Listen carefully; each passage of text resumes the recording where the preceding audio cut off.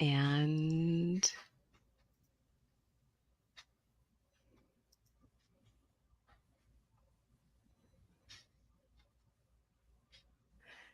hello, and welcome to the Vegan Gym Live. We're the live stream where science meets plant power. I'm your host, Dr. Daphne Bascom, and I am so excited to have you here with us today. If you are returning, sorry we're running a little bit late. Had a few technical issues to troubleshoot. And thanks for coming back and joining the conversation. And if you're new here, welcome. Our mission is to empower you with cutting edge information that will optimize your health and fitness because we want you to live your best life as a healthy, fit vegan. So, today we are continuing our special series for Women's Health Month. This May, we've dedicated our episodes to exploring and celebrating the diverse aspects of women's health with a focus on empowering women through knowledge and action. And today, I have a very special guest, a good friend of mine, Coach Anna, um, who is going to talk a little bit with us about tools to save time and money as a vegan parent. Anna, welcome to the Vegan Gym Live. Oh, thanks for having me. Anna, this is your first time on the Vegan Gym Live, and you are one of two esteemed registered dietitian nutritionists at the Vegan Gym. Would you mind sharing a little bit about your background, about your vegan journey, your health journey, just so the community can get to know you a little better? Yeah, absolutely. Um, I was born and raised in the South, if you can't tell by my accent. And I wasn't, of course, raised vegan. I didn't really go down that path until my health started bothering me. Um, and that seems kind of odd considering I'm a registered dietitian. I mean, you would assume that registered dietitians are just taught all about how wonderful the vegan lifestyle is and eat more fruits and vegetables. And it was really and truly just a blurb in our studies. We maybe a paragraph or so that said, hey, if you have any vegan clients, you might want to consider helping them make sure that they're getting in iron and B12 and, you know, and that was about it, Mhm. nothing that really said, this is a better lifestyle. So rock on. I was in my 20s. And then in my 30s, I had my daughter, and she was really had a busy lifestyle and much, I think we become busier as our children become busier. Absolutely. Um, and started noticing my health wasn't as good. Mhm. Um, Went to the doctor. I was active, but my activity had slowed some Mm. because, getting my child from point A to point B, it was difficult to find that time to get to the gym. I think like we all kind of do. And so I was putting on weight, and I was like, what is going on? Because even though was I wasn't vegan, but I was very health conscious. Yeah. I wanted to eat healthy and I wanted to set that good example for my daughter, but I was gaining weight. Mhm. So I Mhm. went to the doctor and they did several tests and said I had hypothyroidism, which, granted that does kind of run in my family. So, that was the first issue. And that was a mistake. So I didn't have hypothyroidism. Interesting. Yes. Okay. So rock on a few more years, and I decided once my daughter started driving, Mm. I said, it's time for me to step up my game with my exercise. And I started lifting weights and, doing that kind of thing. And that came hand in hand with trying to increase my protein. Mhm. And I wasn't vegan. So I've actually never been the meat eater. And a little history. I was raised on a farm where we had livestock. I mean, my Uh-huh. dad had cows and chickens, and my grandfather had pigs, and I wouldn't eat them because they were my friends. I was Like, gonna say you knew them. I knew, like, about 9 years old, I realized we were eating my friends that were the cows, so I stopped Mhm, eating beef meat. mhm. I never liked pork, and just kind of as a side note, because I know we're vegans on here, I didn't eat pork because to me, pork meat smelled like my grandfather's pig yard, and it always stunk to me, and I wouldn't eat it. The only meat I really would eat occasionally was chicken. Uh-huh. And, this is horrible of me, but as a child, I hated the chickens because they got after me. Anyway, so I started including more animal products, Uh-huh. and my health steadily declined. Mhm. And then in my 40s, I've been vegan for about 9 years. And in my 40s, I started having issues with my blood sugar, and that was new, um, to the point where when my pancreas would create insulin, when it finally decided to create the insulin, it would create it very fast. Mhm. And I told the doctors, "Look, my blood sugars would be really high, Oh, and they you would." were spiking and plummeting. Yeah, And yeah. to the point where it looked like it almost kinda mimicked a seizure, because it was just dropping extremely fast. So I would get shaky, and I couldn't really verbalize Mm, well, and, it actually happened in a doctor's office one day, and I was really glad that they were able to see the actual side effects of it and take my blood sugar for 30 mhm. minutes. Went in there, it was close to 200, and within 30 minutes, I was like 90s. Oh, wow. Okay. Yeah, and the doctor was just, "I've never seen this in my life." Like, he was just completely shocked. Um, right prior to that, I took a flu shot. A flu but the flu shot. I've been taking it since the 90s. You were required to have it in a hospital setting. Mhm, And I had an autoimmune reaction to the flu mhm, shot. mhm. And that set the wheels in motion. And that doctor referred me to another doctor who then they figured it really, they knew I had an autoimmune disorder, but they didn't know exactly which one. And then it was decided that it was probably lupus. Got it. So then I got sent to the specialist. That's where it gets a lot of fun because it was going to be 3 months before I could see the specialist. What?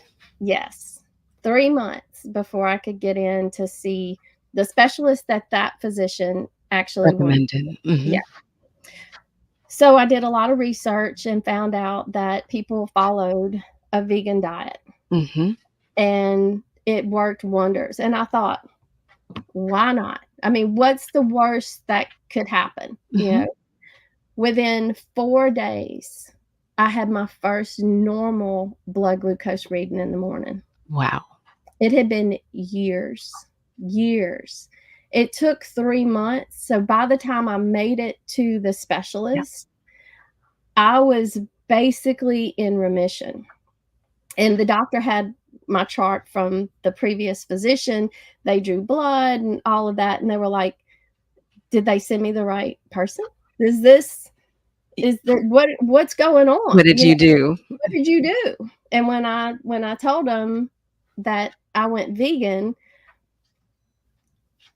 it did not go over well.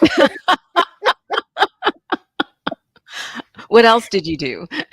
Yeah, and, basically he said, "Well, I'd love for you to come off that diet so that we could see." Come Yeah, off that the diet? diet. He wanted to see if my numbers would go up, and that's when at that point, I'd been sick for so long without an answer, Mhm. And now I had the answer. Now I knew what I had to do to be healthy and to feel good. I hadn't, when you're sick and you're progressively sick, you don't feel good, but you honestly don't know how bad you felt until you feel Till you good. feel better. Yeah. Yes. And so when he said that, I I just I literally stood up, said, "I want to thank you for your time, but I'm not doing that. And I appreciate where you're coming from. However, I'm not coming off my diet, and this is helping. And if I have other issues, you know, I'll come back and see you. Mhm. If things start to happen, we left on good terms, but I couldn't I didn't feel supported, and Mhm. at that point, I wanted someone who would support me, in this journey, and I didn't wanna take a pill. I didn't want the medication. I wanted to do what I know felt right for me, Mhm. and, again, left, and I haven't looked back, and that was 9 years. That's amazing. And it's funny because you train this is your field. This you trained to do this, but you weren't given the tools until you had to seek it out on your own. Yes, and I have there aren't very many of registered dietitians who are vegan. Mhm. And that is part of my message in getting out to those who I went to school with. I mean, when this happened to me, I was probably that person that everyone avoided for a little while because I was like, "Y'all, this is we weren't taught this." And I Uh-huh. was just really gung ho and just, look, y'all, let's do this. Let's get, and I tried to get my other fellow dietitians, around me and, like, let's go vegan. Let's do this. This is the answer. This is how we're going to, help everybody. And I'm not going to say I lost friends because they're still my friends, but they were like, "Well, I'm so glad that's working for you." But I really did expect more of I guess, a support system even amongst the dietitians, but I didn't I didn't receive what I thought I was gonna get. And, Yes. yeah, but, we're getting the message out, and I think a lot more people are understanding, environment, health, this is the way to go. And Anna, I you didn't share, but I'll share for you. Even though you are the RDN for the vegan gym, you also still teach. So you have an academic position. You are impacting the next generation of RDNs. What do you share with them about plant-based nutrition, especially as it relates to families?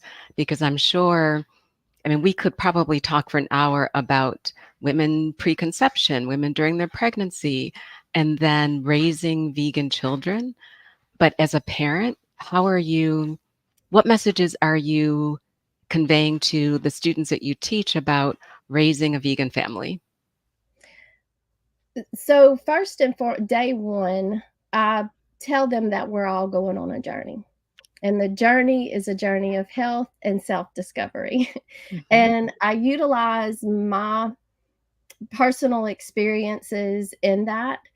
And I push for them to try new or try a broader variety of fruits and vegetables and whole grains. And I encourage, even though I teach college, and I need to preface what I'm going to say, um, students come to class a lot of times really not understanding how a stove works or Sorry, um, yeah, I shouldn't laugh. um, I know, and they understand, pick up food, eat it, get stuff, put it in a microwave, um, and so it's a very slow journey, and Mhm. I I ask my students, "How do you feel today? Mhm. How do you are you tired?" You know, what because I see it in them.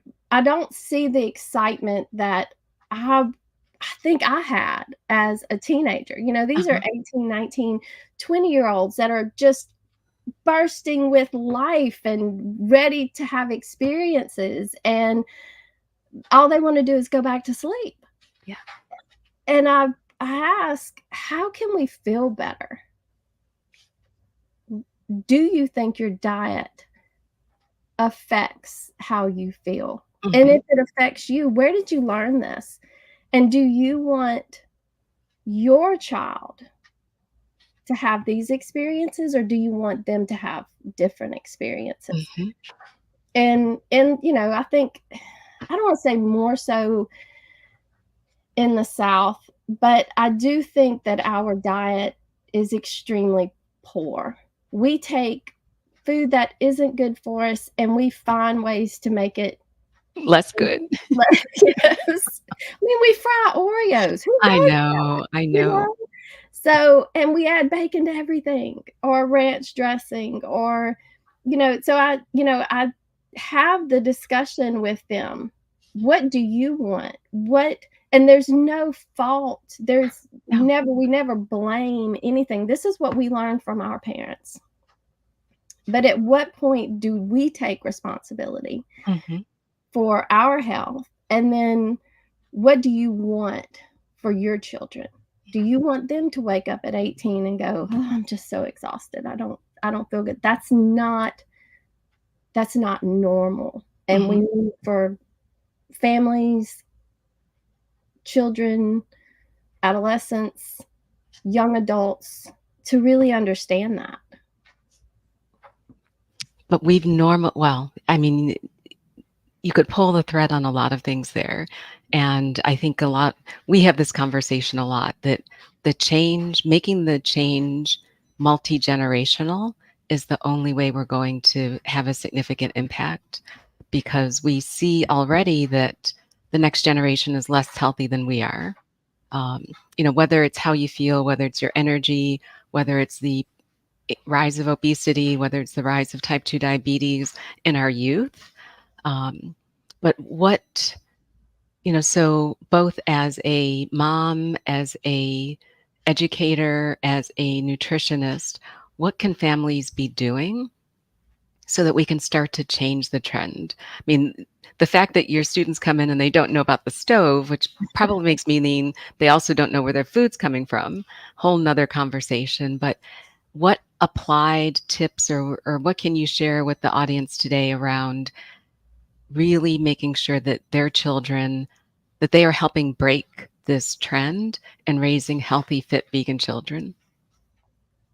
That's a great question that I know we could talk on for 5 hours.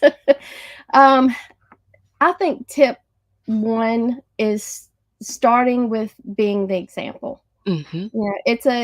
It's one thing to say, "Hey, look, we're gonna go buy a bag of apples, a bag of oranges. We're gonna have this fruit here. We're gonna eat some salads and put some tofu on." I mean, it's a great thing to verbalize it, and we even get to the point of going to the store and getting it, and I do have that conversation with, my students as well. It's great to purchase it, and actually, when you,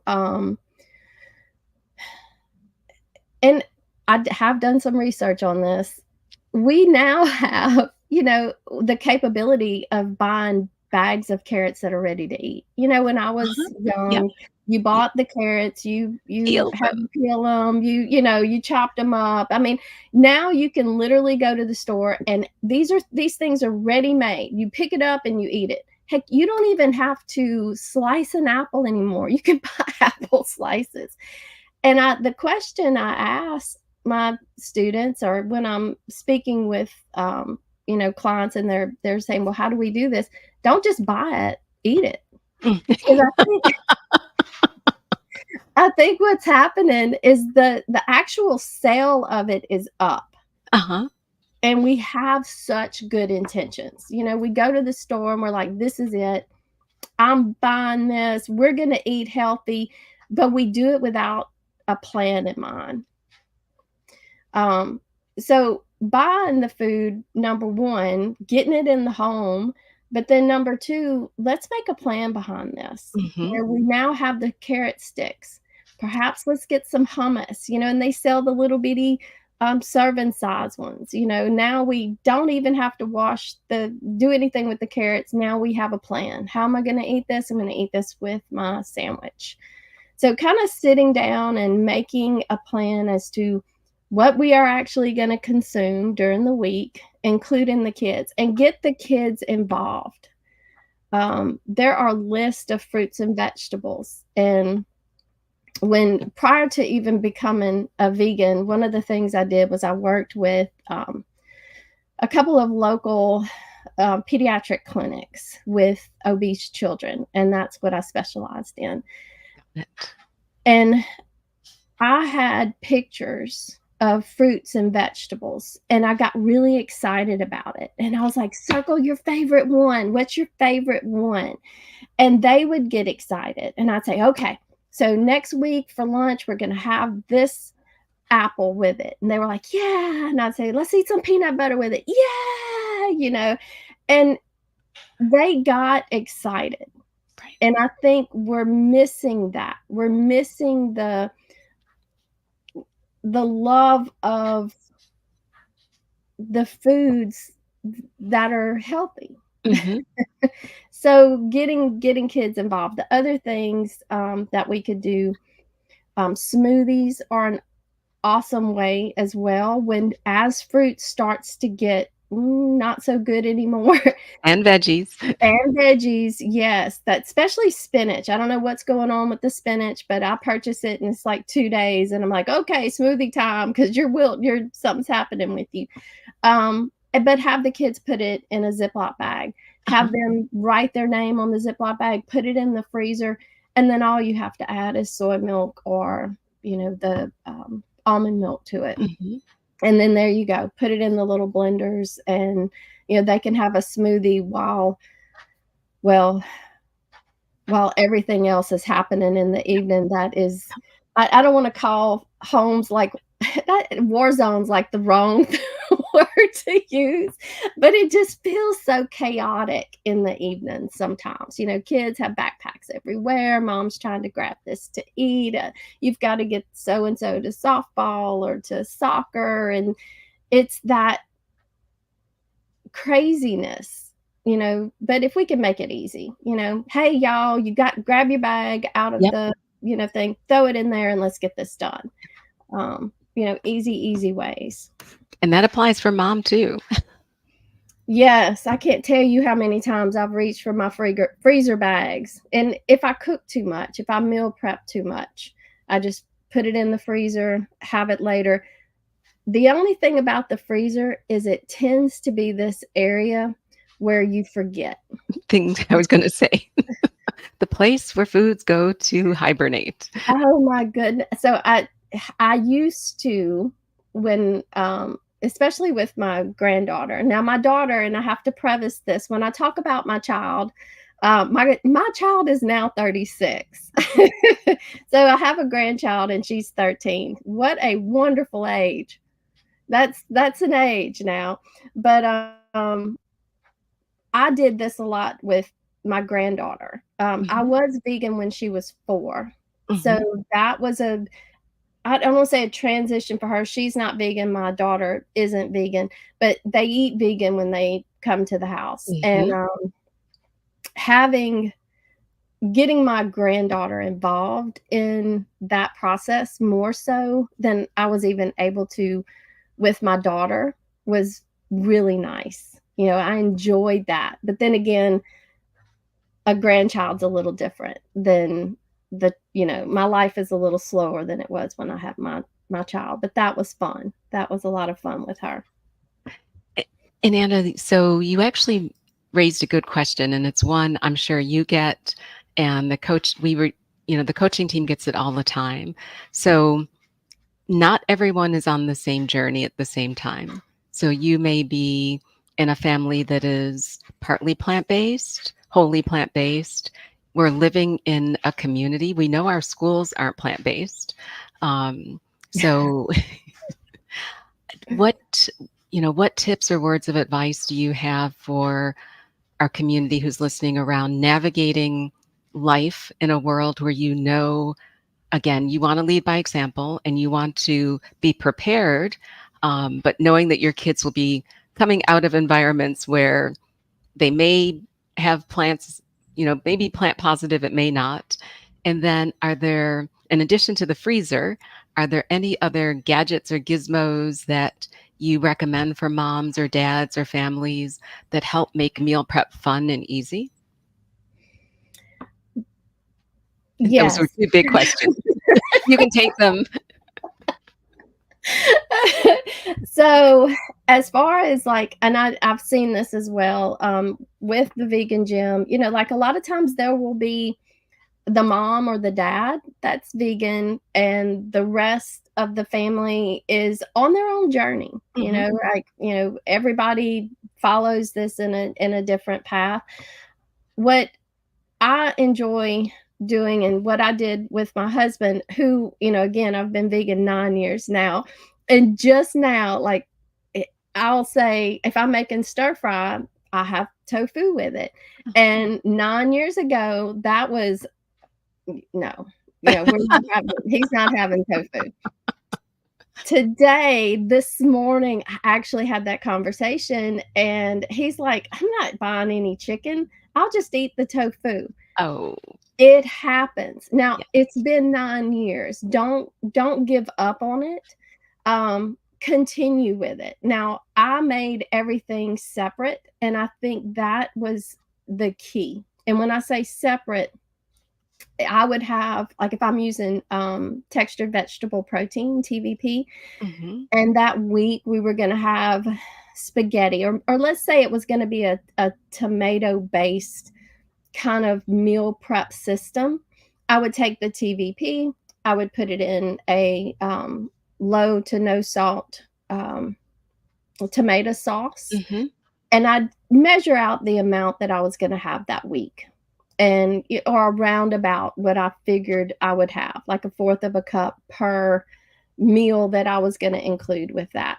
And then I would have the spaghetti sauce and the spaghetti. Yeah. And all of this was separate. I didn't have to do all these different meals because if which it was again, my husband at this point, and he's grown. If but if he wanted meat with it, he would say, "Hey, I'll cook the meat, Right. thou cook me some meat." So everything was separated. And then eventually it'll get to the point where they probably don't want to have to do it and they'll taste the TVP.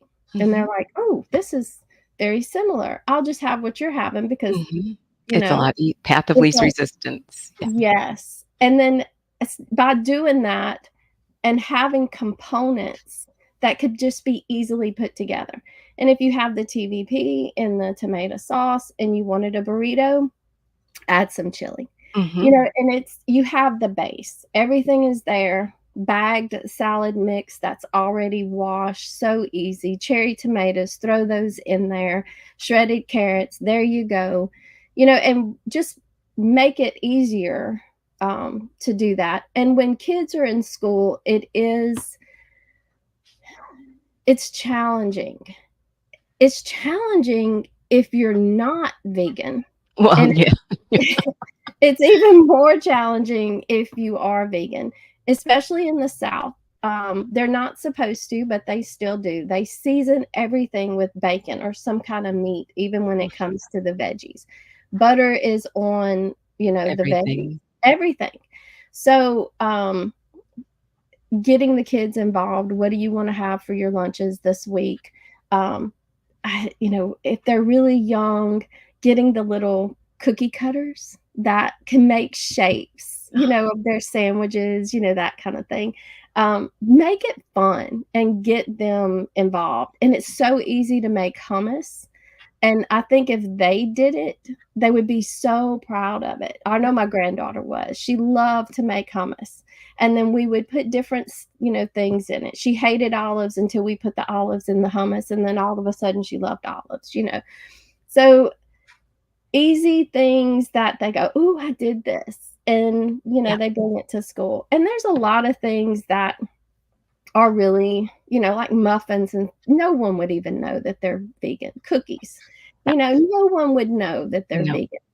So, on days that they are having special things, just offer to bring those. Have them, they're super easy, just like any just throw it in a muffin tin and there you go. But and then that way they don't feel left out, and they have things that look just like what other, kids are having. We eat cookies too. And chips. Lay's potato chips, they're vegan. We don't eat them all if you want to stay on the healthier end of things, 10 potato chips is a serving, but still they're vegan. And I think, I mean, unfortunately, we're coming to the bottom of the hour. Um, but I would love to, just to recap, you talked about the fact that we need to lead by example as parents and as adults in the families, that really to eat whole foods, but engage the kids in the meal prep and make them part of it's educational. It's an opportunity for them to own it, to feel pride, and then to enjoy it.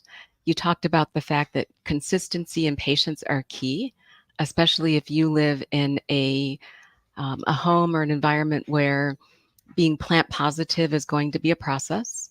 So, talk about by addition, not removal. We're adding more plants. You don't have to tell people they can't eat meat, but if you crowd out the meat with great plants, um, and then I loved your tip about modularizing your meal prep. So, you just pull pieces. And this goes to, when you're reviewing our meal plans, we love how you make your bowls or other things so that it makes life easy. Exactly. I love the way you summed it up. That sounds so much better. I'm like, did I say that? That You sounds really did. good. And I want to invite you back because the last thing you said about the potato chips, we need to chat about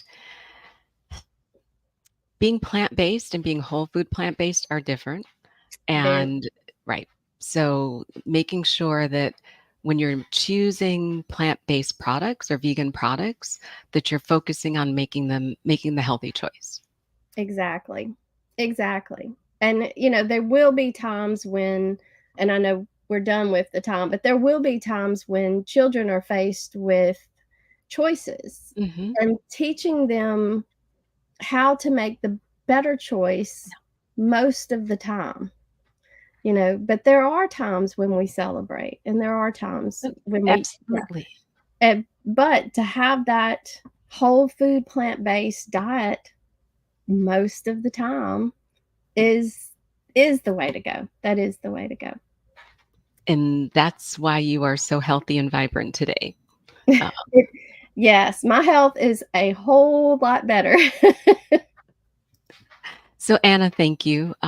Really, I know we get to talk almost every day, I feel like, but I always love learning from you, and I know that our community will too. And we will definitely have you back to share more about nutrition because it really is foundational for what you put in your body. Food is information, food is medicine, food is fuel, and we need to share that with everyone. So Agreed. Thank you for having me. you're welcome. And thank you all for joining us today. Sorry again that we were running a little bit late. I hope you'll join us next week at 11 a.m. Eastern Time. And next Wednesday, Coach Andrew will be joining us to celebrate National Senior Health and Fitness Day. And we'll be talking about exercise selection and program design for functional fitness and optimal aging. But until then, stay strong and remember that we believe in you and we care deeply about each and every one of you. Be well, superheroes, and we will see you again next week. Thanks for being with us today.